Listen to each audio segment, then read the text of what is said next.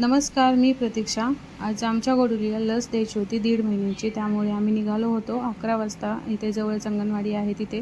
मी पाठीमागून लाडूला सोडून दुकानामध्ये गेले आणि आईसमोर तिला घेऊन गेली होती.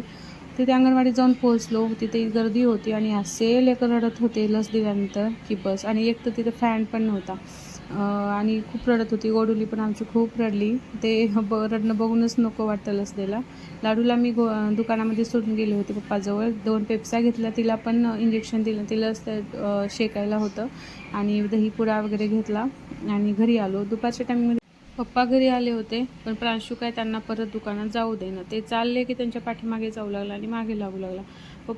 पप्पा त्याला किती चकवून जाण्याचा प्रयत्न करत होते, पण तो चांगला लक्ष ठेवून होता पप्पाला. पप्पा मध्ये गेले तरी तो बाहेर बसू लागला. नंतर सायंकाळी आई त्याला दुकानात घेऊन जात होती आणि बूट घातला होता तो वाचायचा. खूप दिवसानंतर घातला होता म्हणून त्याला नवल वाटत होतं आणि मग चालत बुटाकडेच पाहत होता. तर असा गेला आजचा दिवस. उद्या भेटूया. बाय.